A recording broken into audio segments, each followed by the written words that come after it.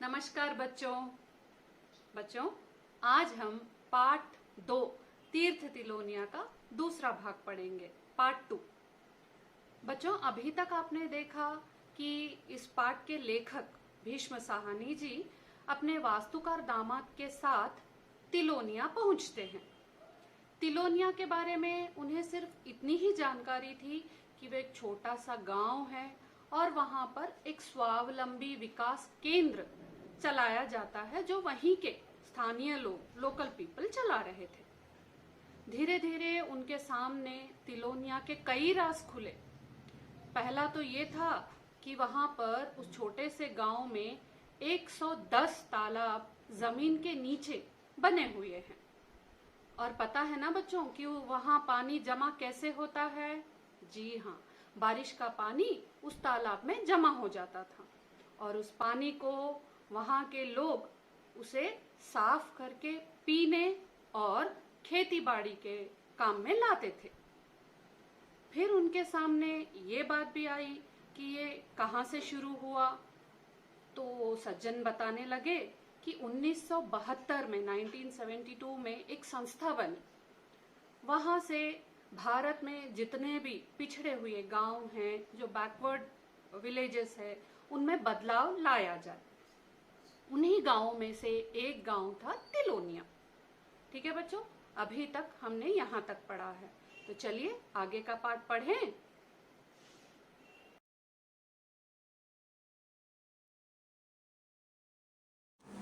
वे बता रहे थे, इसका गठन बंकर राय नाम के एक सुशिक्षित व्यक्ति ने किया था। वे अपने साथ एक टाइपिस्ट और एक फोटोग्राफर को लेकर यहाँ चले आए थे। यही उनकी मंडली थी। यह 1972 की बात है। बच्चों, यहाँ ध्यान दीजिए, ये रहा संजीत बंकर राय जी का चित्र। इनका जन्म 2 अगस्त 1945 में बर्नपुर, पश्चिम बंगाल में हुआ। वे सामाजिक कार्यकर्ता, सोशल वर्कर और वे बेयरफुट कॉलेज तिलोनिया के संस्थापक, फाउंडर भी है। तो बच्चों, बंकर राय और उनके साथी जो एक फोटोग्राफर और टाइपिस्ट थे, इनकी एक टीम थी, इनकी एक मंडली थी। वे सब 1972 में 1972 में तिलोनिया आ गए थे। तो बच्चों, आप लोगों को लग रहा होगा कि फोटोग्राफर और टाइपिस्ट का क्या काम है। जी हाँ, फोटोग्राफर वहाँ के चित्र खींचते हैं, पिक्स लेते हैं और उसका प्रूफ कि वहाँ पर क्या क्या बनाया गया है, क्या क्या कैसा था पहले, वह सब लेकर, चित्र लेकर रखा जाता है, सेफ रखा जाता है। और टाइपिस्ट क्या करते हैं, वहाँ कोई पत्र लिखना हो या कोई इन्फॉर्मेशन टाइप करके रखना हो, तो वो सब टाइप करके एक फाइल, रिकॉर्ड बनाकर प्रूफ के लिए, सबूत के लिए सरकार को बता सके कि यहाँ पर ये बदलाव किए गए हैं, इस तरह यहाँ काम चल रहा है, यह सब बताने के लिए रखा जाता था। इसलिए बंकर राय के साथ ये 2 व्यक्ति भी उस टीम में थे।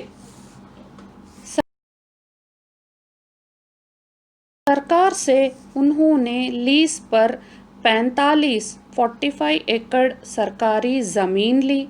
साथ में तपेदिक के मरीजों के लिए किसी ज़माने में बनाए गए सैनिटोरियम के 21 छोटे मोटे मकान थे।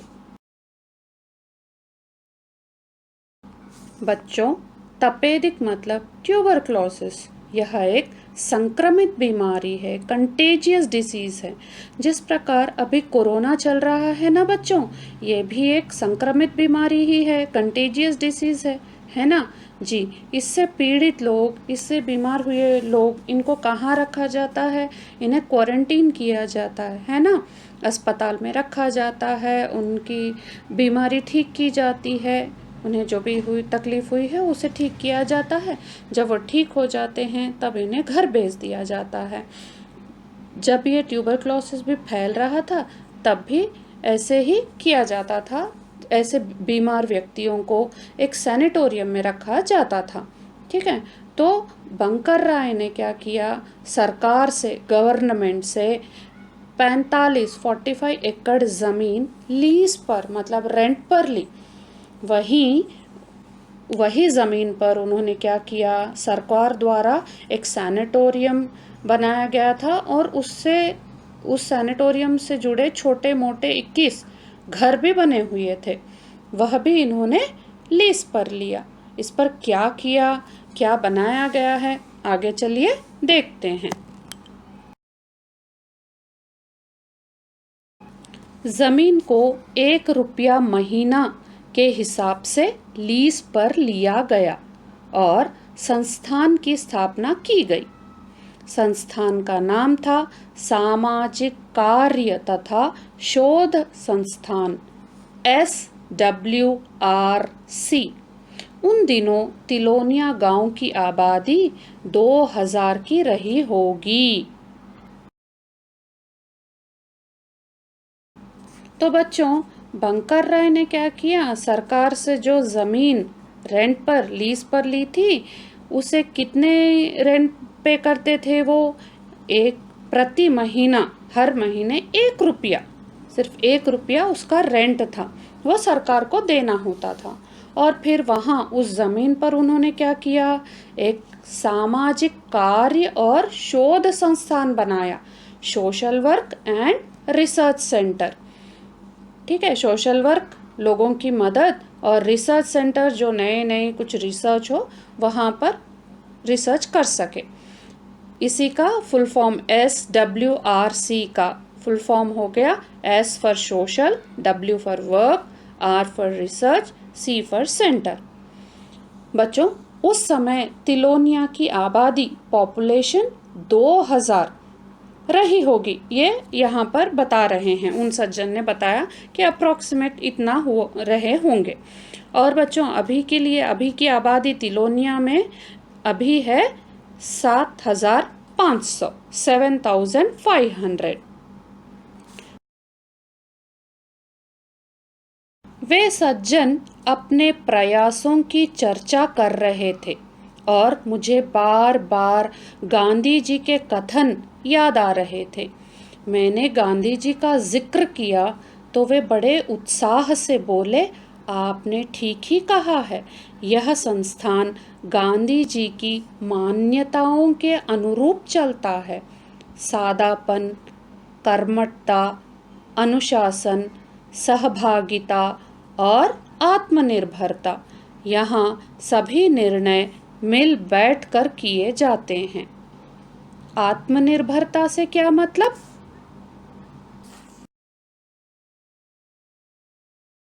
बच्चों, यहाँ वे सज्जन, जो जेंटलमैन से लेखक मिले थे ना, उन्हें बताते जा रहे थे कि तिलोनिया के बारे में, वहाँ के लोगों के बारे में बता रहे थे।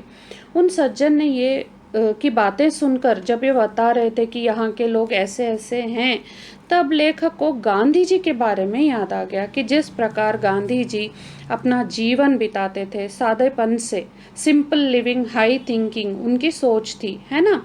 तो उसी तरह वे भी सोच रहे थे कि जिस तरह गांधी जी करते हैं, यहाँ के लोग भी उन्हीं की तरह फॉलो करते हैं और उन्हीं की तरह यहाँ पर जीवन बिताते हैं। कैसे? सादापन मतलब सिंप्लिसिटी, और कर्मठता मतलब विद डिवोशनल, जो भी काम किया जाता है विद डिवोशन करते हैं, और अनुशासन, डिसिप्लिन से रहते हैं, सहभागिता, पार्टिसिपेशन, और आत्मनिर्भरता, सेल्फ हेल्प, इन सब का पालन गांव वाले कर रहे थे।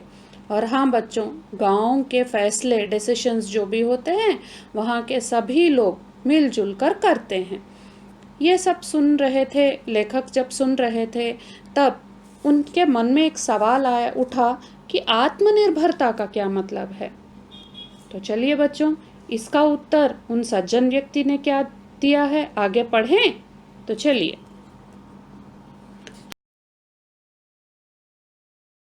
आत्मनिर्भरता से मतलब कि ग्रामवासियों की छिपी क्षमताओं को काम में लाया जाए, और गांधी जी के अनुसार ग्रामवासी अपनी अधिकांश बुनियादी ज़रूरतों की वस्तुओं का उत्पादन स्वयं करें।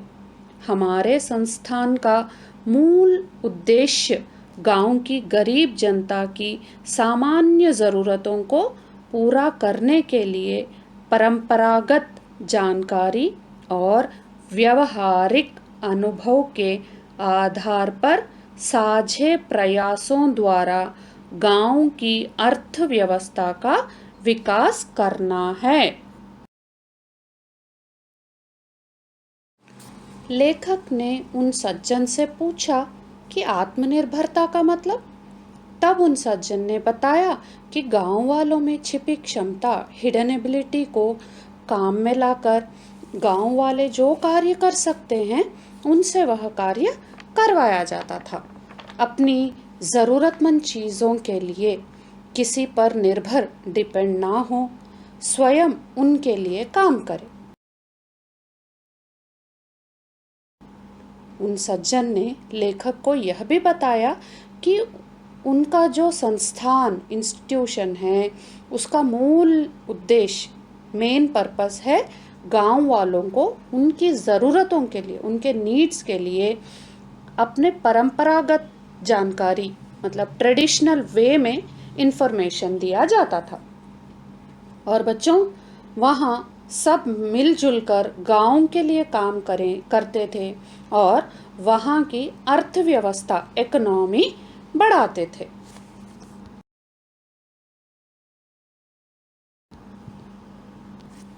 हाथ मुंह धोकर हम लोग भोजन कक्ष की ओर बढ़ गए। बरामदे में ही एक ओर पानी के बहुत से नल लगे थे। ये किस काम के लिए? मैंने पूछा तो वे सज्जन हंस दिए। भोजन कक्ष में बैठने वाले लोग भोजन करने के बाद अपने बर्तन यहीं पर साफ करते हैं। यहाँ नौकर चाकर नहीं होते। भोजन कक्ष में अनेक पुरुष स्त्रियां बैठे भोजन कर रहे थे। बड़े आनंद से भोजन किया। पास बैठे लोगों की भाषा तो समझ में नहीं आती थी, पर उनके लहज़ों में अपनापन झलकता था।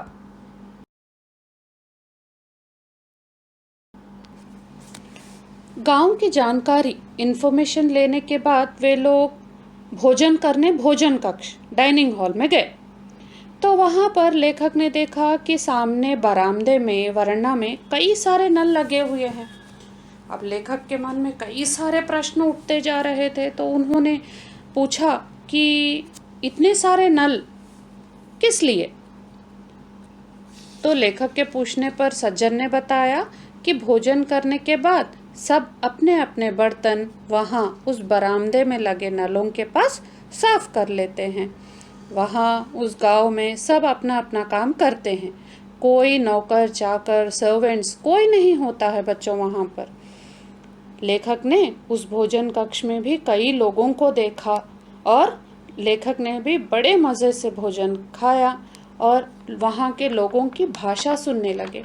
उनकी भाषा थोड़ी सी अलग थी, वहाँ की भाषा थी, वो समझ तो नहीं पाए, लेकिन उनके लहजा, उनके एक्सेंट से ऐसे लग रहा था जैसे कि वे सारे अपने ही हैं। एक अपनापन का भाव उन्हें महसूस हो रहा था। लेखक को लगा कि मैं भी इसी गांव का एक व्यक्ति हूँ, यहीं का हूँ। तो बच्चों चलिए आगे का पाठ पढ़ते हैं। भोजन के बाद हमने भी बर्तन धोए और ठिकाने पर रखे। पानी के ताल के पास हम फिर से खड़े थे। मैंने पूछा, ताल के जल का उपयोग क्या आप और भी किसी काम के लिए करते हैं? वे झट से बोले, इससे बिजली पैदा करते हैं। इसी जल से हम बिजली बनाकर घरों को रोशनी पहुंचाते हैं। लेखक ने जब बड़े मज़े से खाना खा लिया, बच्चों भोजन कर लिया, तब क्या किया, वहाँ के लोग जैसे कर रहे थे बिल्कुल वैसे ही लेखक ने भी अपने बर्तन साफ किए और वहाँ उस ठिकाने पर जहाँ पर बर्तन रखे थे वहाँ पर रख दिए। और वापस उसी ताल पर जहाँ पॉन्ड पर पहले खड़े हुए थे वहीं पर ये लोग पहुंच गए। लेखक ने उस सज्जन से पूछा कि उस तालाब का पानी पीने के अलावा और क्या करते हैं। तब उन सज्जन ने तुरंत जल्दी से बताया कि उस पानी से बिजली, इलेक्ट्रिसिटी भी पैदा करते हैं और यही बिजली उस गांव के घरों में रोशनी देती है, उस गांव के घरों में लगाई जाती है। मैं चौंका। बारिश के पानी को साफ करके पिया जा सकता है, खेती बाड़ी के काम में भी लाया जा सकता है, पर बिजली, वह कैसे? पानी की ऊर्जा से? अब की बार मुझे यकीन करना कठिन हो रहा था, पर सहसा ही मुझे याद आया कि भोजन करते समय छत पर से लटकता बिजली का पंखा चल रहा था। सज्जन की बातें सुनकर लेखक चौंक पड़े। He was surprised. उन्होंने सोचा कि पानी को साफ करके पीने के लिए, खेती के लिए भी ठीक चलो किया जा सकता है, लेकिन ऊर्जा, इलेक्ट्रिसिटी, यह कैसे हो सकता है? लेकिन फिर उन्हें याद भी आया कि हाँ, जहाँ पर हम लोग बैठे हुए थे भोजन कक्ष में, वहाँ पर छत पर एक बिजली का पंखा घूम रहा था, तो वहाँ उस गांव में बिजली भी थी। तो बच्चों, बहुत पहले गांवों में बिजली नहीं होती थी। दिए, लैंप्स लगाकर वे लोग पढ़ाई करना या दूसरे कार्य करते थे।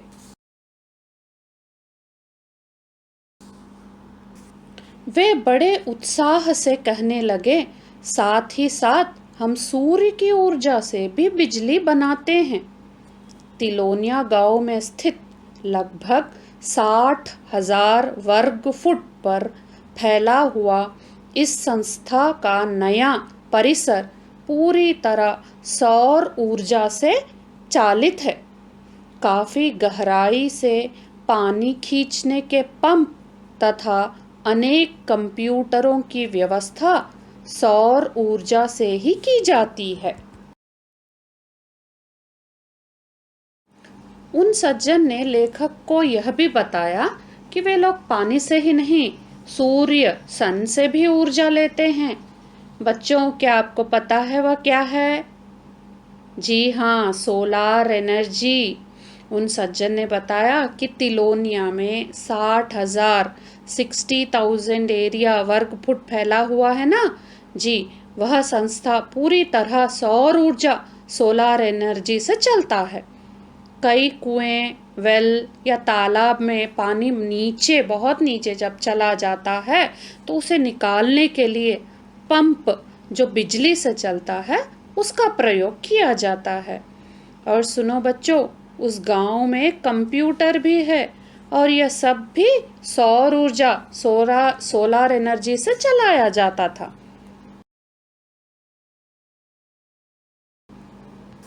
मैं मन ही मन फिर चौंका। क्या इस जगह कंप्यूटर भी पहुंच गए हैं? पर वे बराबर बताए जा रहे थे और उनकी देख रेख और व्यवस्था मुख्यतः हमारे ग्रामीण सदस्य ही करते हैं। उनमें से अनेक इस काम में प्रशिक्षित प्राप्त कर चुके हैं। अब हमारी रात्रि पाठशालाओं में सौर ऊर्जा से ही रोशनी मिलती है। तो बच्चों, जैसे जैसे लेखक को यह सब पता चल रहा था, वे चकित हो रहे थे, सरप्राइज हो रहे थे। पहले उन्हें लगा कि एक तो छोटा सा गांव होगा, वहाँ के लोग पिछड़े हुए, बैकवर्ड होंगे, लेकिन ऐसा नहीं था, है ना बच्चों? वे सोचने लगे कि यहाँ कंप्यूटर भी है। हाँ बच्चों, वहाँ पर कंप्यूटर भी है। वह सज्जन बता रहे थे कि उन कंप्यूटरों को चलाना, उनकी देखभाल करना वहीं उस गांव के एक सदस्य करते हैं और उन्हें प्रशिक्षण भी दिया गया, मतलब उन्हें ट्रेनिंग भी दी गई कि कंप्यूटर को किस तरह चलाना है, सारे फाइल्स कैसे सेव करना है। आप लोग जैसे क्लास में सीखते हैं, आपको टीचर सिखाते हैं, उसी तरह वहाँ के व्यक्ति को भी प्रशिक्षण दिया गया था। उन सज्जन ने बताया कि वहाँ तिलोनिया में रात्रि पाठशाला नाइट स्कूल्स के लिए भी बिजली भी सौर ऊर्जा से ही मिलती है, सोलार एनर्जी से ही वहाँ पर दिया जाता है।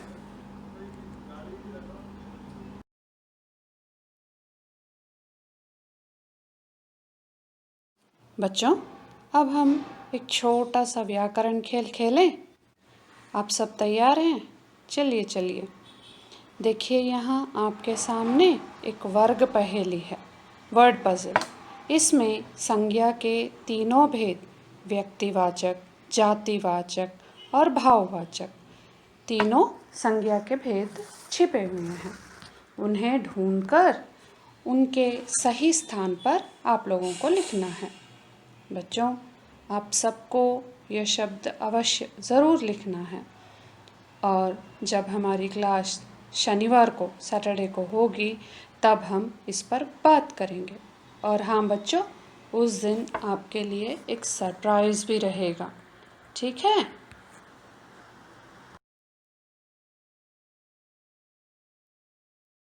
तो बच्चों, आज का पाठ यहीं तक।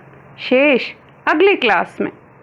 आपको पाठ से संबंधित जो भी कार्य दिए जा रहे हैं उसे अपने कॉपी में, नोटबुक में ज़रूर लिख लीजिए, ठीक है बच्चों? आपका दिन शुभ हो और आप सब स्वस्थ रहें। धन्यवाद बच्चों।